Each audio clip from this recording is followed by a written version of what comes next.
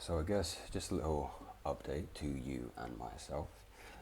Injury is progressing very, very nicely. I am now able to begin to start to attempt to walk without a cane. Although I am very attached to it, I have, where is it? It's over yonder. As you can see, started to not rely on it so heavily, especially around bits and pieces around the house. Still in a lot of pain, especially towards the latter end of the evening. I think it's just a consequence of gravity acting upon my spinal discs and pulling down against my spinal cord, causing me sciatica and other uncomfortable symptoms. But it is what it is. Mornings are generally pain-free now, which is tremendous. I'm back in the gym. I'm also doing upper body workouts. I'm doing pull-ups. I'm doing presses. I'm doing a lot of hip stuff, actually. Something more recently that I'll talk about extensively is the relationship between the hips, the kind of psoas muscle, and your diaphragm and your breathing, and also the change in your vocal capacity and your singing one as well. Because it seems to me, at least, I've unstuck something more recently that was seemingly stuck to the side of my sacrum, and it has not only brought about an alleviation in my restriction in the kind of groin and pelvis region, but it has also unrestricted and unbridled a particular part of my personality as well, which is very, very interesting. I seem to be in a position now where I have a heightened sense of awareness.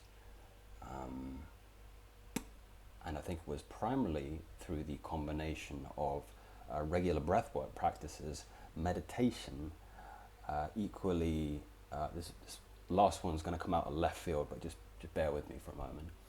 Strengthening the psoas muscle through a series of hip exercises that I can go if there seems to be a want for some kind of tutorial.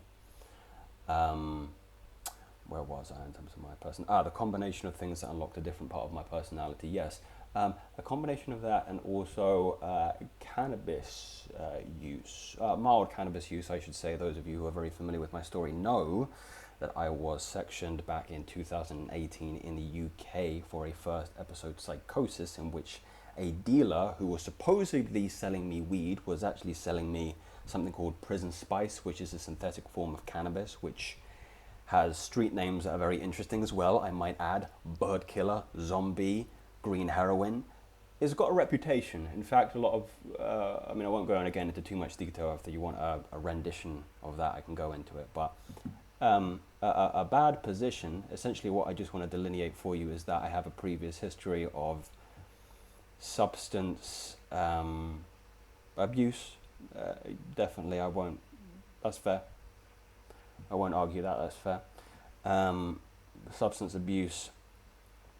So the integration of cannabis use, where it's legal here in Thailand, into my particular system of finding new and different creative ways to reach where I want my life to go.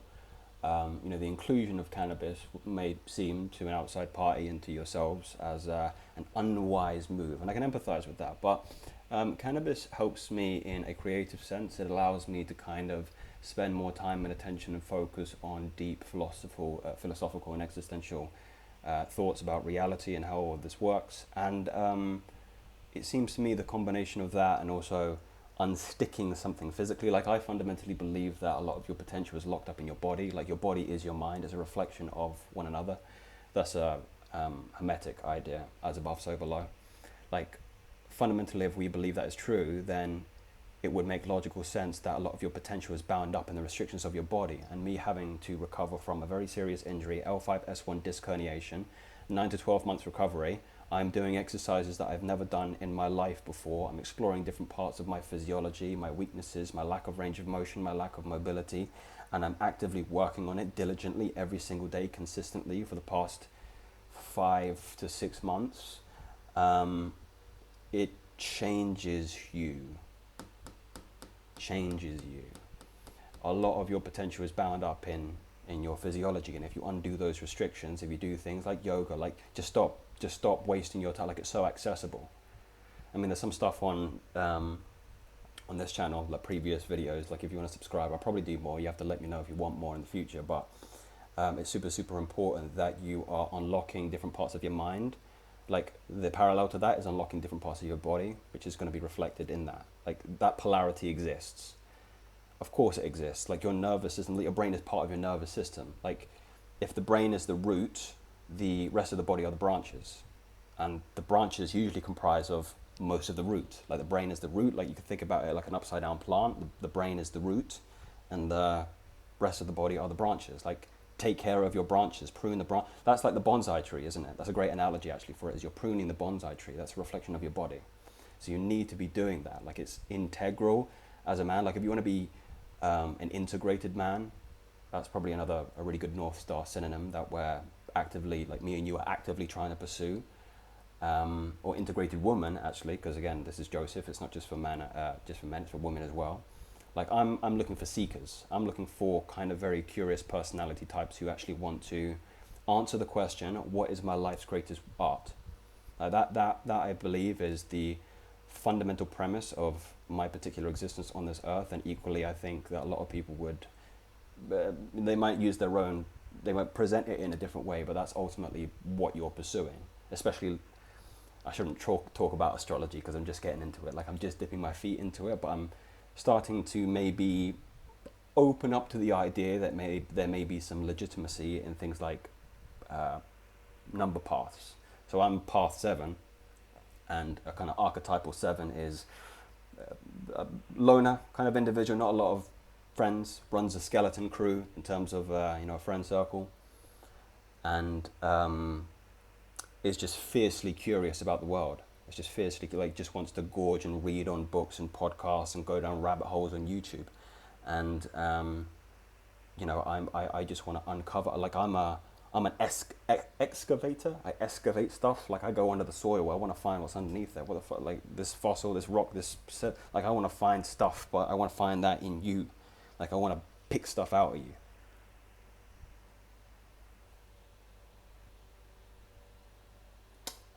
This is an interesting train of thought. I wonder where I went off tangent on this particular thread here.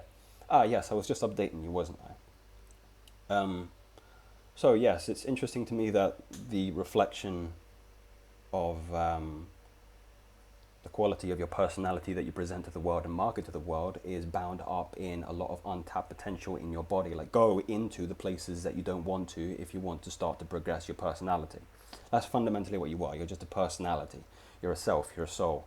Interject any synonym that feels most aligned or congruent with your particular religious ideology or philosophical persuasion. Like that's just do that. But yes, I was speaking very offhandedly about my recreational use of cannabis. Yeah, it just allowed me. I'm going to do a video on this on my main channel. I don't know if there's any want for it here. You can let me know. But yes, it's interesting. I see the world as a kind of like a shed, like a toolbox, and you go into the world and you kind of pick up different tools. You pick up a spanner, you put up a garden rake, you pick up a wrench, whatever the case may be, and you kind of use it in your life and go, what does this thing do? Does this work? Does this actually get me closer to my goal, or does it not? But where things go wrong is you just can't drop that thing. Use things for what they are. I don't think there should be any moral implications around. I mean, again, like we're adults. I mean, I'm fundamentally. I don't know what that makes me politically, but I believe that adults should be able to make adult decisions as long as they're informed of the consequences. Yeah.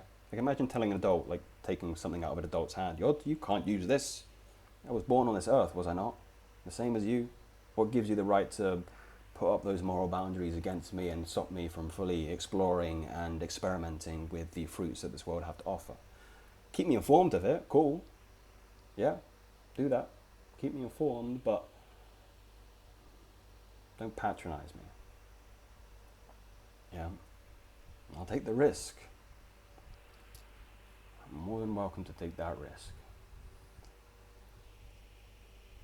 I think in the meantime, just in regard to the trajectory of this channel, for those of you that are interested in what to anticipate, the honest answer is I don't really know. I think I'll only make a video if I have anything of honest value to give to you. I think you might expect an uptake take on this more recently, as I seem to have again just unlocked something else in my consciousness at the moment that is kind of spilling out of me at this time. So I may do that with or without your consent, but I would believe in the current consciousness state that I am in now that it is going to provide enormous utility.